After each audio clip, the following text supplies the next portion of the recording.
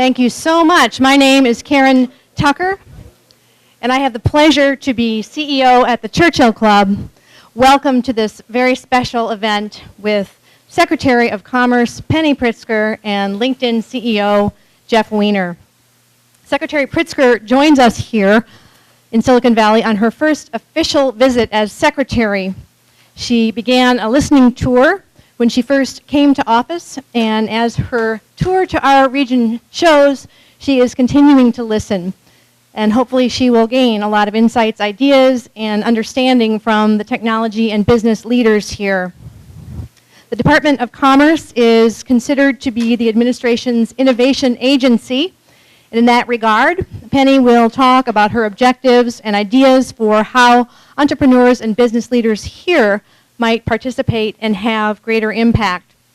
Then, Jeff Weiner, one of Silicon Valley's most insightful and accomplished business leaders, will join her for an on-stage conversation. And then finally, there will be a brief audience Q&A. We have an impressive group of people in the audience, from CEOs and other senior executives to investors, entrepreneurs, government leaders, students, faculty, and members of the press. And there are three particular individuals I would like to acknowledge, or actually four, who took the time to be with us today. They are U.S. Congressman Mike Honda, U.S. Congresswoman Zoe Lofgren, City of San Jose Mayor Chuck Reed, and City of Sunnyvale Mayor Jim Griffith. Welcome.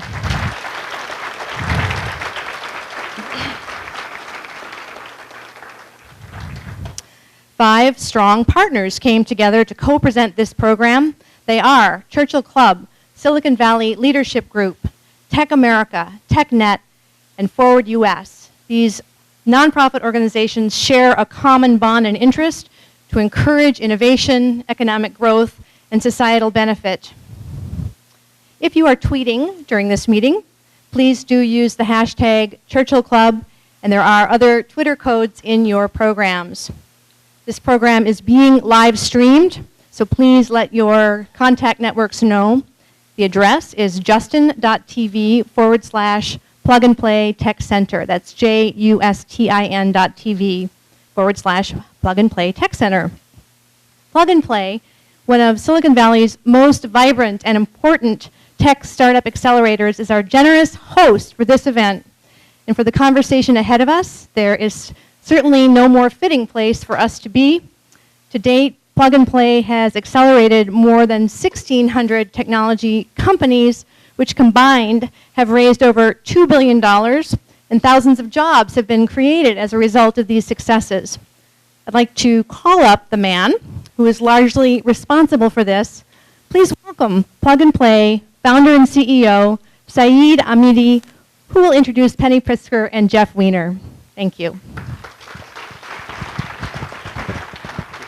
Thank you so much, Karen.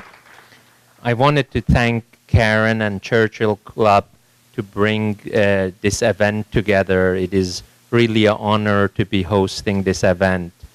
And generally, I wanted to say entrepreneurship and innovation is in the heart of, I think, everyone in this room, and it's an honor to be the host to that. So Penny was sworn in July 26 as the 38th Secretary of Commerce of the U.S. Prior to this role, I think she was an incredible entrepreneur, and I would call it a startup CEO, founded 5 companies and created thousands of jobs, some of which was VI, which was formerly the classic residence for Hyatt.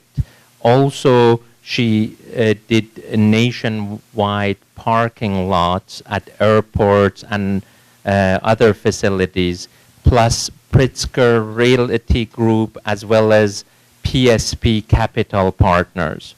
But the thing that is interesting, I think, in this role as an entrepreneur and as a startup lady, we like that because usually we all are gentlemen around here, but she truly understands the challenges of an entrepreneur and a startup, And I think she could play a very big role in this position, kind of helping the entrepreneur and the innovators. Penny also was on mini board or is still in TransUnion, Hyatt Hotel, Wrigley's, and LaSalle Bank. She graduated undergrad from economics from Harvard, and then she came to a better school. No, I'm just joking. She got her MBA at Stanford. You know, but the most interesting thing about Penny is her passion for entrepreneurs and innovation. And it's really a great, great honor and pleasure that she would come to Silicon Valley. I think she has planned to visit Facebook, Google, and eBay tomorrow, Facebook this afternoon. And it's really an honor that she would pick one of the accelerators in Silicon Valley to make it her first stop. And really, this is what Silicon Valley is all about. And I think if she takes some of the conversations from Silicon Valley to the administration and make a link between the two, we could really change the world. Then I would like to also introduce Jeff Weiner. I believe there is not a meeting that I have ever going forward that I don't check someone's profile on LinkedIn before I have the meeting. He has had great experience before that at Yahoo, and also he was an executive in residence at Excel as well as Greylock. But he's sort of like one of those serial entrepreneurs that, you know, touches a company, and, you know, during his tenure at LinkedIn, I think the company has blossomed to a great, great present and future. You know, I really love this social network, Facebook, but for a business person, LinkedIn has become my Bible. So I think we're going to have a very, very interesting conversation between Penny and Jeff. And again, I wanted to welcome everybody and thank you for being here. So with that less said, please, our guest of honor, Penny Pritzker. There we go. Well, thank you, Karen. Thank you, Saeed, for the warm introduction. I am thrilled to be here.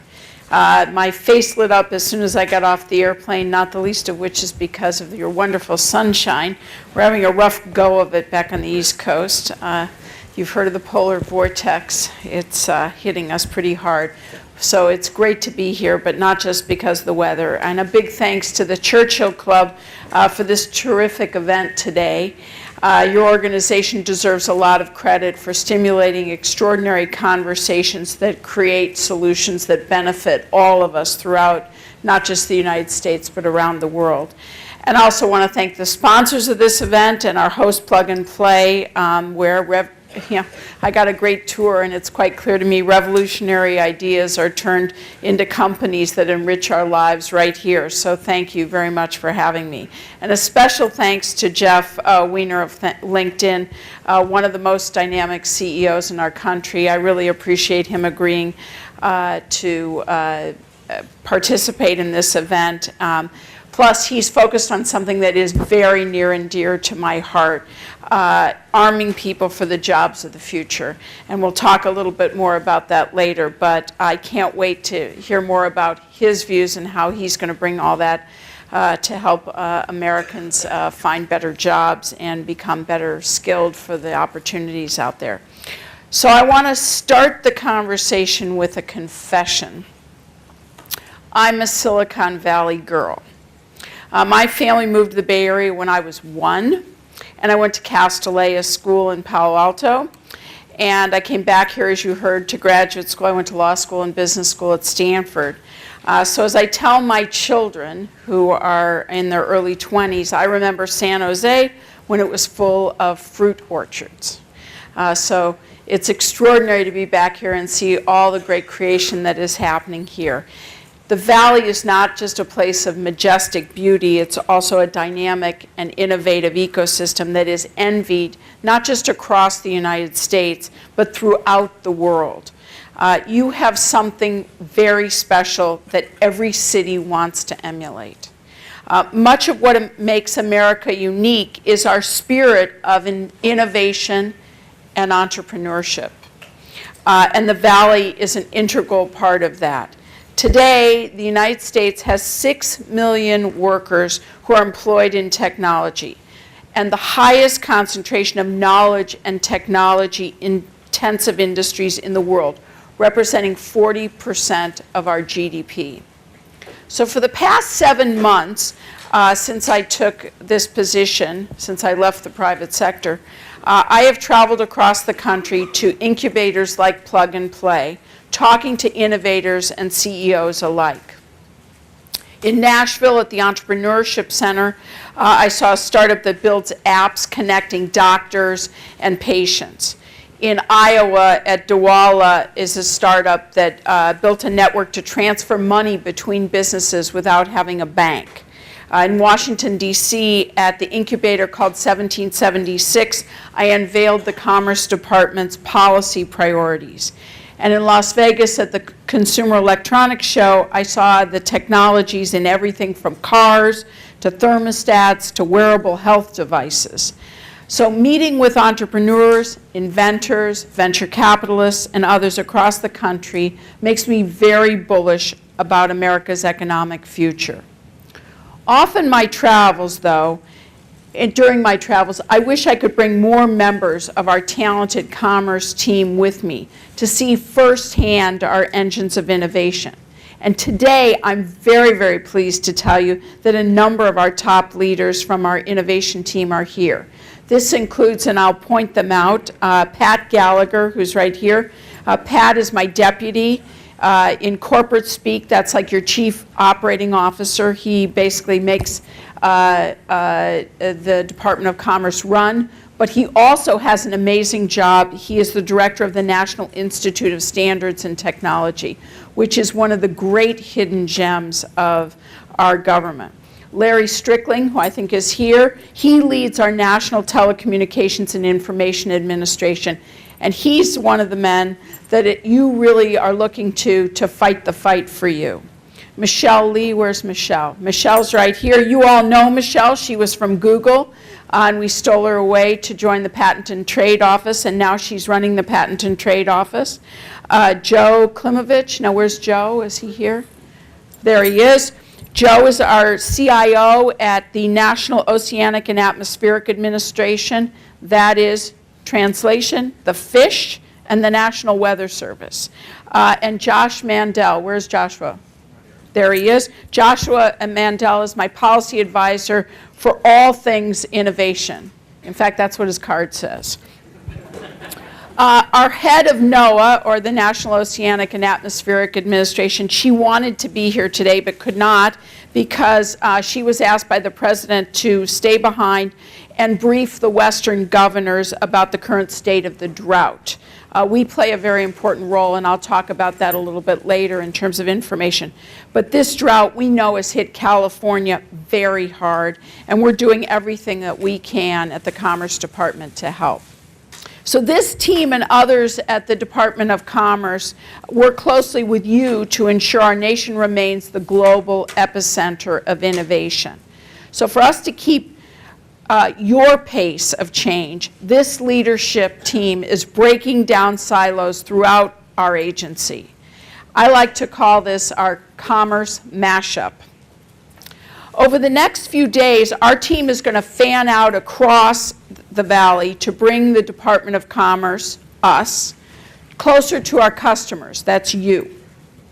This effort is central to our new Open for Business agenda, which includes a keen focus on helping set the conditions for innovation, improving our competitiveness, opening markets, and unlocking more federal data for greater economic benefit. With the country moving at warp speed towards the Internet of Everything, our goal at the Department of Commerce as a service organization is to support you. whether you're a researcher, an innovator, an entrepreneur, a mentor, or an investor. Now you might ask how. How could you possibly be helping us? How do we interface with you and support you? So let me take you through that a little bit. First, we're protecting your ideas through the Patent and Trademark Office. To be closer to our customers, we recently opened one of our new satellite patent offices here in the Silicon Valley. We're streamlining the patent process and reducing patent backlogs so that new products and designs can get into the marketplace faster. In addition, we're focused on delivering patent reform that balances the protection of your ideas with curbing the abuses in the IP system, such as patent trolling. We're improving transparency of patent ownership, tightening scrutiny on patent claims that are too broad, and helping small businesses that are unexpectedly find themselves in litigation. And last week, the President announced a series of new executive orders that will make our patent system even stronger.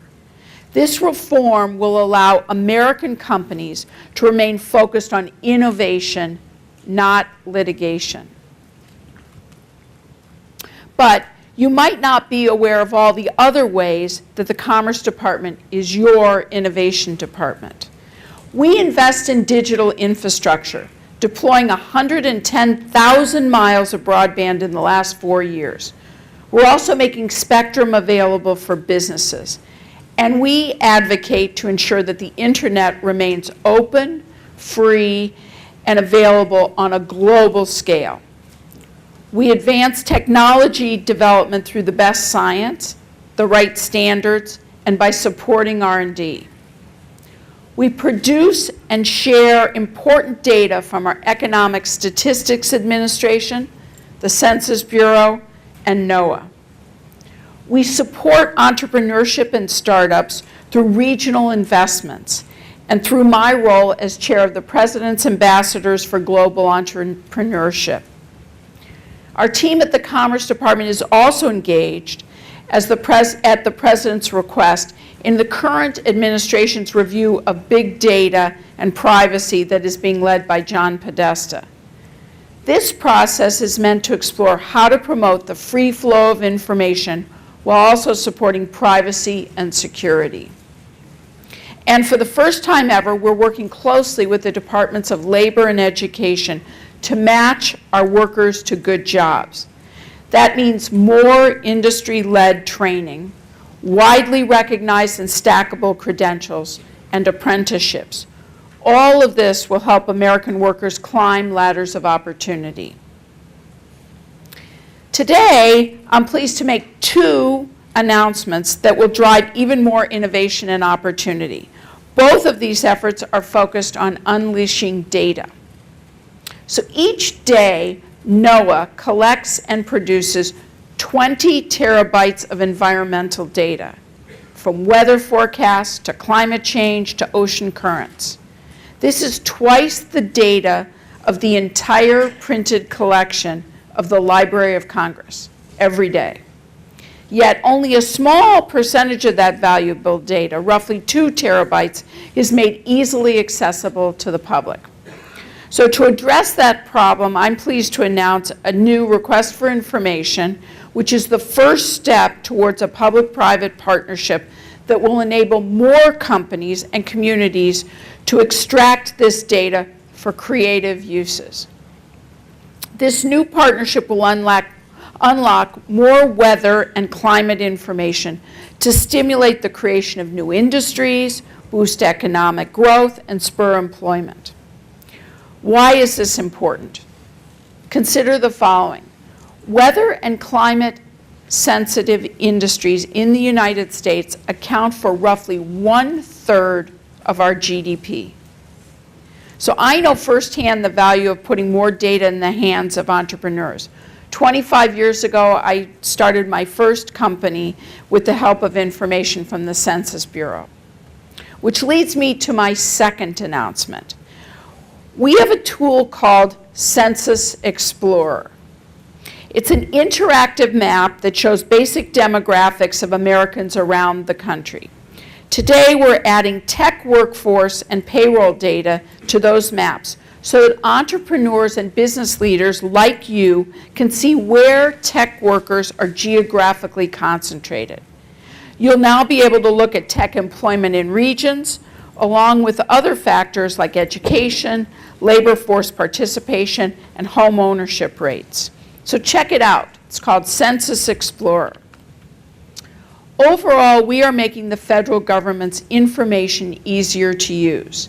In fact, our weekly economic indicators will now be available in API open format. This will allow entrepreneurs to directly use government-generated data to launch new products, apps, and startups, while allowing you and your businesses to make better decisions about investments and hiring. But we can't stop there. Our job at the Commerce Department also involves advocating for policies to grow our economy. As such, we must invest more in research and development. In the 1960s, it was government support of R&D that helped build this valley. And since taking office, President Obama has consistently pushed for increases in R&D. But we have to do more. For example, the President has called for a national network of manufacturing innovation institutes, where companies, large and small, in partnership with universities, can partner in pre-competitive research. Another way to grow our economy is by increasing trade and investment. Today, 95% of customers are outside our borders, and export-related jobs pay 18% more on average. You, the leaders in the technology sector, you know how critical it is to sell your products to foreign markets. Thus, we must move forward with potential new trade agreements with both Asia-Pacific and Europe, involving 2/3 of the world's GDP. And we must give President Obama what other presidents have had, trade promotion authority to open new markets while protecting our workers and our environment. We must also pass immigration reform, which I believe is both a moral obligation and an economic opportunity for our country. The fabric of America is woven by immigrants. That is especially true here in California, a place where many come seeking a better life. Andy Grove of Intel, Sergey Brin of Google, Jerry Yang of Yahoo. These are examples of the 40% of the Silicon Valley firms founded by immigrants. Joining us today is Ronaldo Gil, the founder and CEO of Ray Labs. Originally from Cuba and the son of a factory worker, he enrolled in a job training program at age 18 and learned software development. Ronaldo is a serial entrepreneur. He launched a company that supported cloud computing for supply chains. And today, he and his wife, Linda, who I believe is also here, there they are, right in front of me, thank you for being here, are creating sensor systems that detect problems in urban properties and affordable housing. He's also started a nonprofit for immigrant students and entrepreneurs. Immigration reform will grow our economy by an estimated $1.4 trillion over the next 2 decades and reduce the deficit. Reform will also attract and keep the best minds in America by providing visas to foreign entrepreneurs looking to start businesses here and green cards to those who obtain a master's or a PhD in STEM fields. Ladies and gentlemen, people like Ronaldo enrich us. That is why immigration reform matters and why we have to get this done. The bottom line is that we must use all of the tools in our economic toolkit to help our economy grow. That also includes building first-class infrastructure and enacting smart business tax reform. So before I close, let me just say that I am proud to work with a president that has done so much for innovation, science, and technology. So let's take a look at the facts. He put in place historic investments in digital infrastructure and clean energy doubling renewable production for wind and solar. He launched Startup America initiative to accelerate high-growth entrepreneurship with $2 billion in public and private resources. He worked to strengthen our leadership in fundamental research. He signed into law measures like the Jobs Act that are making it easier for innovative companies to go public and expand their workforce. He helped to save the auto industry and required new fuel efficiency standards that have helped make America's fleet cleaner and more innovative than ever. He established the first ever National Chief Technology Officer, and he is creating dynamic manufacturing innovation hubs throughout the country in 3D printing, lightweight metals, power electronics, and digital manufacturing and design. And yes, he delivered healthcare reform that has helped keep healthcare price inflation at its lowest growth rate in 50 years. This is reducing job lock, giving entrepreneurs the flexibility and security to take risks without worrying about whether they become ill. The New York Times reported yesterday that the law can be a boon to entrepreneurs, and another noted technology writer said it was fostering a startup frenzy. Simply put, I believe that President Obama has done more for innovation than any other president in history. So in closing, my commitment to you is that the Department of Commerce will be your voice for innovation, discovery, and entrepreneurship in the administration. It is innovation hubs like Plug and Play and many others I have visited across the country that are key ingredients to driving America's economic comeback. The ingenuity, grit, and resilience of you, our innovators, our workers, and our businesses has resulted in 2.4 million new jobs created last year. And while we have more work to do to lift incomes and expand opportunity and help businesses with the tools they need to grow and hire, both the President and I are optimistic about America's future. It is here at Plug and Play that PayPal, Dropbox, and many other companies were born. The world watches what's happening within these walls and in the Silicon Valley, where anything is possible and anyone with a good idea can rise to the top. The reason's simple, really simple. All of you, the dreamers, the innovators, the investors here today, represent the best of America. You're open for ideas, you're open for innovation, and you are open for business, just like America is open for business. So thank you so much for inviting me to be here and giving me the honor to speak with you.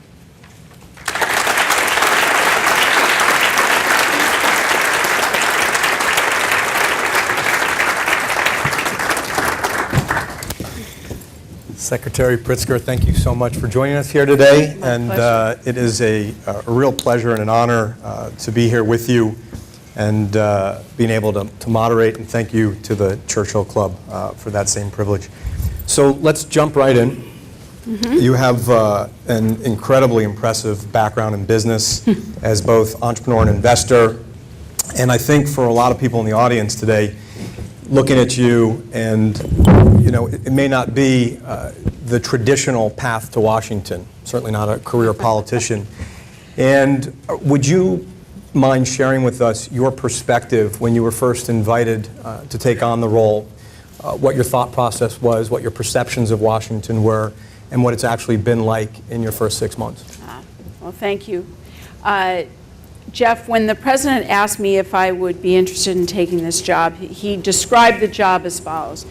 He said, what I really want is someone who will be a bridge to the business community, to build and continue to build the relationships with the business community, and to make sure that the administration has the voice of the business community within it. And so for me, when I came into the job and was sworn in, and that's a whole process you go through, so I had a little bit of time to think about it and learn about the department in advance. I came with a sign that I hung on my door. I have a rather well-known office in Washington, It has a long history, but that doesn't matter. There was a nail on the door to my office, and I hung an old-fashioned sign like you might see in Main Street in the 1950s, and it said, "Open for business." And really, you know, what I wanted to do at the Department of Commerce was really make sure that we were all clear. Whoever walked through that door, whether it was someone working at the Department of Commerce, whether it was a head of state, or whether it was the lady cleaning or the man cleaning the office, that they understood that the attitude of this administration and the department is we are open for business, and that the business community is our customer. And therefore, the job is to really understand what are the issues facing American business, not only in the United States, but also around the world, and see what we can do about it. So I recently had the opportunity to visit in Washington with a number of Congress folks, Congress people, and was struck by the interaction, the awareness of what's going on in Washington right now, the insight, and a genuine interest in helping and support. It is not necessarily what is being portrayed in the media day in and day out. And I'm interested to hear from you. What's been the biggest surprise since you've gotten to Washington, D.C. relative to your expectations going in? I think really a couple of surprises. First of all, the talent of the people who are working in our federal government. There are many talented people I know in my department. The Department of Commerce is about 45,000 people. We do everything, as I said, from the census to NOAA to economic statistics, and we have 12 bureaus. So we have a very broad portfolio of things that we do for you, services we provide for you. And the people working there are very, very talented, and they want to do a good job. They are not the enemy as they're being portrayed often in the press. These are folks, they get up, they're just like you and me. They have families, they want to do a good job, they're smart, they've chosen a different path in terms of being in government rather than being in the private sector, and they want to do a good job. And the other thing that I've found is with a little bit of encouragement and a little bit of leadership, there's great teamwork, actually. And I find in the administration there's much more teamwork than the way that it's often portrayed. I mean, we're really trying to work together. It doesn't mean we don't disagree at times, but you know, as you know from your businesses, good product comes from healthy disagreement sometimes. What advice would you have for those watching today about doing business in Washington, for those that need to, who may be hesitant because of the perception that it's going to be a bureaucratic process, it might slow them down? One recurring theme thus far today has been the extent to which you and the department and the government's open for business. But what advice would you give to people who need Washington, D.C.? Well, the advice I would have is you need to, I think relationships matter a lot. And I think getting to know your leadership, both your local leadership, your local congressmen, your senators, and getting to know the people who are in decision-making positions. And then, frankly, those of us who are running departments, we're in the service business. We have, for the Department of Commerce, if we can help you or at least guide you, if you know, we're your ombudsman. And so, you know, feel free to reach out to us.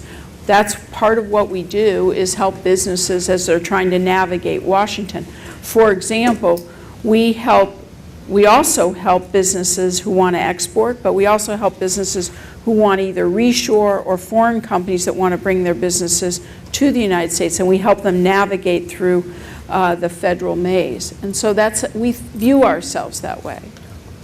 According to the Department of Labor, there's currently 4 million available jobs in the United States. That is the highest level of available jobs in at least the last 5 years. That numbers continue to grow, despite the fact there are 20 million Americans who are either unemployed, underemployed, or marginally attached to the workforce, which seems somewhat counterintuitive. How could the number of available jobs continue to grow? And as you alluded to in your speech, there is an opportunity for all of us to be doing a better job in terms of educating the workforce, the aggregate workforce, and ensuring they have the skills to take advantage of the opportunities that are and will be, as opposed to the jobs that once were. Could you talk a little bit about your vision for that in the Department of Commerce? Well, I'm glad you asked. This is an issue that's near and dear to my heart. Long before I came to the Department of Commerce in 2009 and 10, I've been involved in public education for a long time in Chicago. But then when I came, after the president was elected, I was on his President's Economic Recovery Advisory Board, and one of the issues that I focused on was this issue of the skills challenge that our country is facing. And I heard from businesses, we talked to business people from all different kinds of industries, and I will tell you, just in the last 7 or 8 months, as I've been in this job, I've probably talked to 1,000 business leaders, and every one of them tells me about the challenge they have finding the workforce with the skills they need. And yet we have 4 million open jobs, and we have lots of people who are unemployed. So what's wrong with this picture? And there's a lot that needs to be done. In my opinion. I'll pick one aspect of it. If you look at today's unemployment, we have about 6.6% unemployment with a low participation rate. But let's just use today's statistics. Roughly about 4% of the 6.6, so 4 over 6.6, so roughly 2/3 of those people are short-term unemployed. They're moving from job to job, and that's not the problem. 2.5 over 6.5% are people who are long-term unemployed. That is 2.5 times higher than we've had in the history of the United States. So what's going on with the long-term unemployed, and why are they struggling to find jobs when we do have open jobs? What we found, we started in Chicago. We created an intermediary called Skills for Chicagoland's Future to address the issue of the long-term unemployed. The first thing we found is if you go to the employers, there's a bias against hiring the long-term unemployed. Recruiters basically, why take the risk? It's, they'd rather go steal your employee and produce them for somebody else than to say, I found someone who's not been employed for a year and try and produce them as your candidate. And so there was a real bias problem that we found. So we actually created an intermediary where we go to employers first and say, if we can give you skilled long-term unemployed that want these jobs, are you willing to hire them? That was a big culture change. So one is a culture bias, and the second is sometimes there is a skills gap. And then finding on-the-job training dollars or dollars to train those folks for the jobs that do exist. And part of the other problem is small employers, it's very hard to train one person or 2 people. It's expensive, it's hard to do. So you really need the community colleges or the other training apparatus to help, which means sectors need to come together and say, we need X amount of people with these kinds of skills. And one of the challenges that we're working on right now with the Business Roundtable is getting recognizable, stackable credentials so that someone who's come and worked for LinkedIn, who then goes to work for someone else, their credentials are recognizable and acceptable to another employer.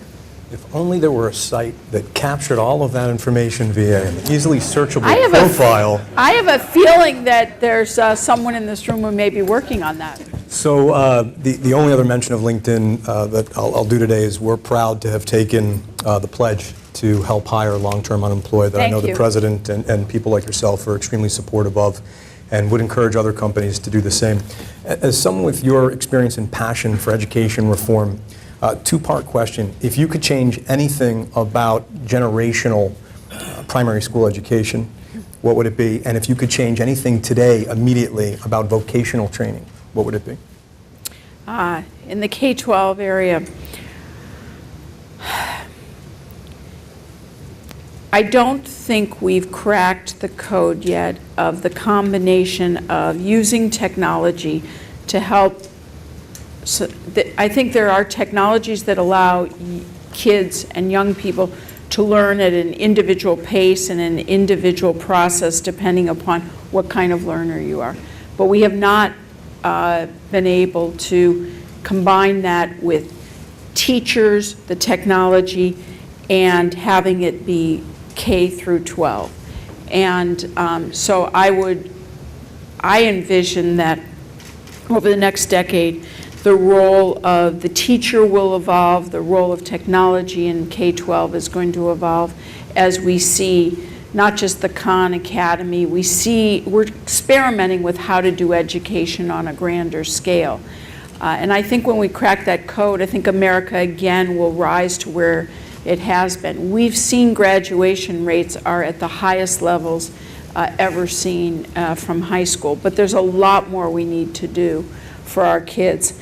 I think the other challenge, having worked in one of the largest inner city school districts in the country, in Chicago, is everyone wants to do a good job. And we owe these kids the kind of information and recognition of what are good jobs.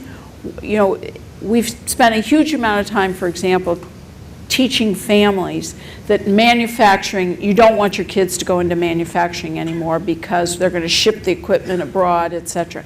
We are at the beginning of a generational change about this.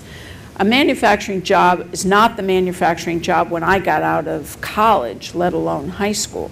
It has changed completely. And what's happening, the revolution that I believe is going on in this country because of our competitive advantage, and I get to see it up close and personal, being your chief commercial advocate around the world, and forgive me for turning my back to those of you here, as your chief commercial advocate, what I get to see around the world is the fact that with our rule of law, with the strength of our financial system, with the ingenuity and flexibility of the Americans, with our low cost and abundant energy, with the amount of money that we invest in R&D, with the fabulous universities that we have here, we are sitting in a fantastic competitive position. And we owe young people in this country a better understanding of the opportunity ahead of them and how to prepare themselves. And I think that it's a combination of making it real for families and making it clear. You know, geez, if I quit taking math in 9th grade, what is the implication of that? And it's not clear. My kids went to great schools, and frankly, it was still kind of haphazard, this notion of, geez, it's worth it to get some, continue on with certain skills that you need. And I think we owe kids that, and I think that's the effort that the Common Core is trying to get at. But we're at the beginning of figuring this stuff out and not making, we're making progress.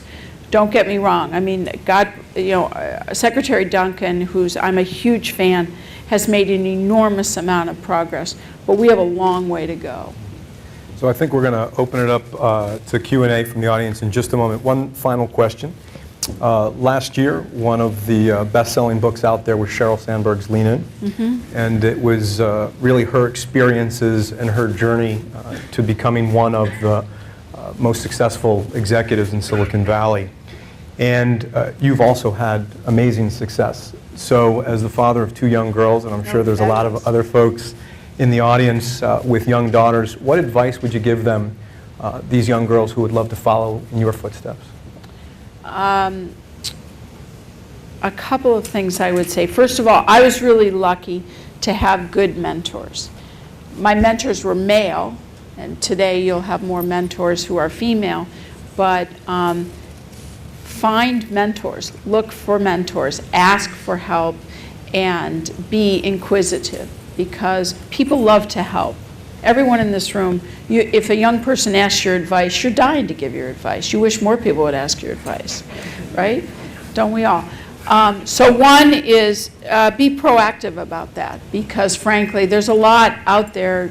People want to help your kids, and they want to help young people be better. And so one is mentorship, and the other is, frankly, the other thing I would say is I've been very lucky my husband's a doctor, but we have partnered together in raising our kids.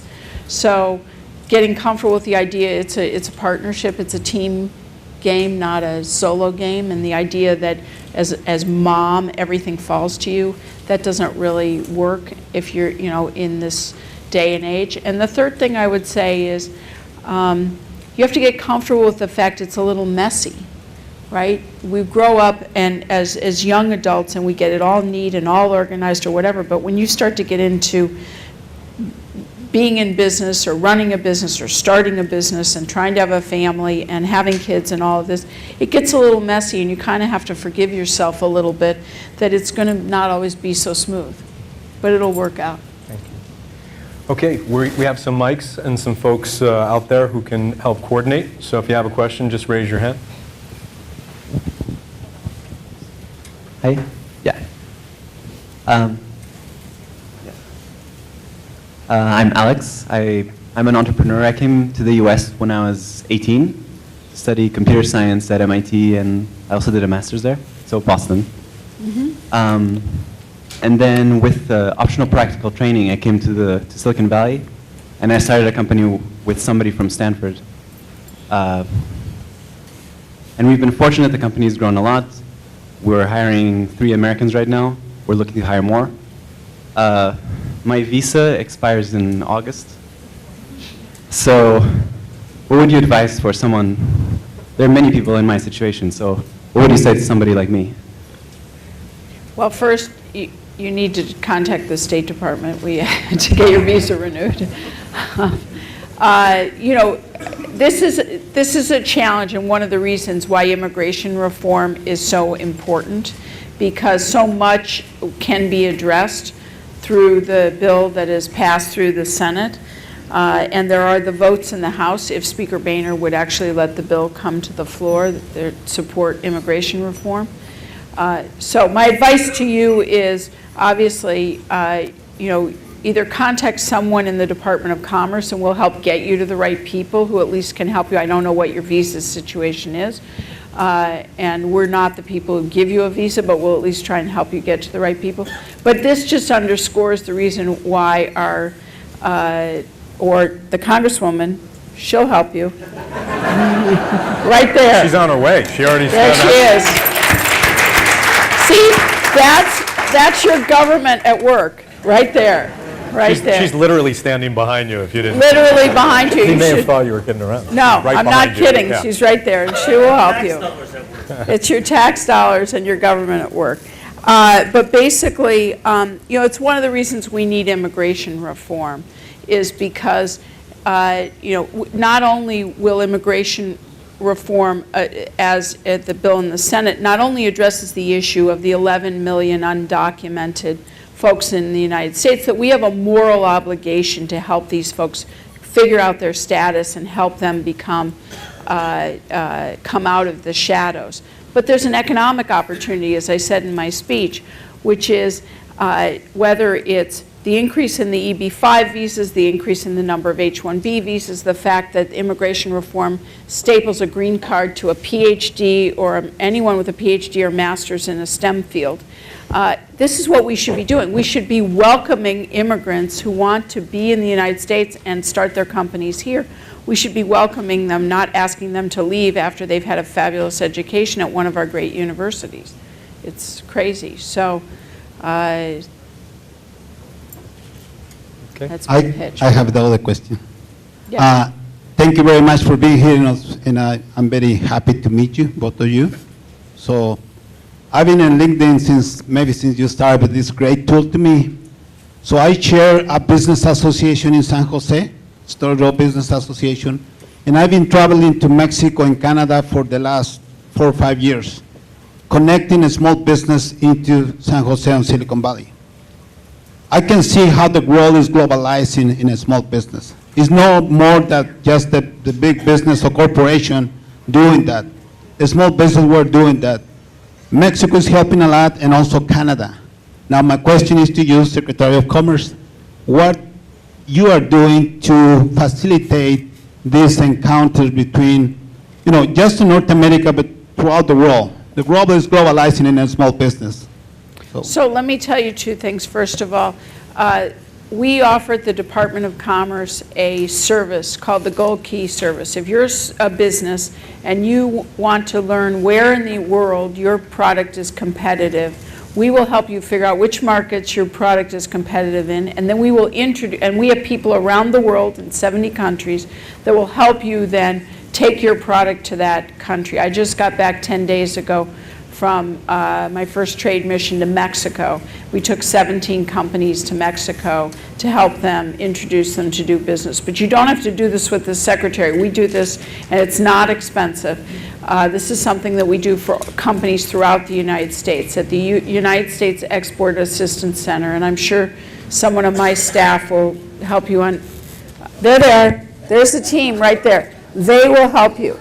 So we're, as I said, we are a service organization, and there's the team, and they are terrific. They're really good at that. From a more macro standpoint, what are we doing? I was last week with the president in Mexico, meeting with the president of Canada and the president of Mexico. The top agenda items that we discussed in that trilateral conversation were trade. How do we reduce the barriers to trade in the North American, what we call the North American platform? And this is extremely important for us to do, whether it's issues at the border, whether it's access for travel and tourism, whether it's issues at our airports, whether the president just signed an executive order called Single Window, where if you're going to be sending goods between the three countries, you'll fill out one form as opposed to needing different forms from different parts of the government. And so we're very much committed to breaking down those barriers. And with Mexico, we have something called the high-level economic dialogue. That doesn't matter. We have actually a list of items that we're collectively working to break down these barriers. And the coolest part about it is my list and my counterparts list in Mexico are exactly the same. We're now trying to trilateralize that with the Canadians to say, okay, here are the things we commit to get done to try and make trade easier for all of you. Great. I think we have time for one more. Hi. Hi. Nice to listen to you today. There's a very rigid procurement process, as you know, in the government, and I'm wondering if you see that as inhibiting the kind of private-public partnerships we need to drive innovation when a company has a great idea that they want to bring forward. I worry that the requirements for procurement are so many that it makes it very difficult for a smaller business to actually comply with all the requirements. And in fact, that's an issue that we're looking at, the National Economic Council is looking at to try and address. I'm not intimately familiar with the exact process, but I worry about it, and something that I want to make sure that we're removing barriers to business as opposed to adding them. Okay. With that, we'd like to ask everyone to remain seated for some brief closing remarks. Thank you, Secretary Pritzker. Thank you. Before you jump off the stage, or at least leave the room, we wanted to thank you again, Secretary Pritzker, for sharing your perspectives with us so candidly, and Jeff for guiding the conversation so well. We appreciate the participation of our partners, and of course, Plug and Play. This program will be available for viewing on YouTube on the Churchill Club channel, and you have been a wonderful audience. Thank you so much for coming. Have a good day. Thank you. Thanks so much. Thank you.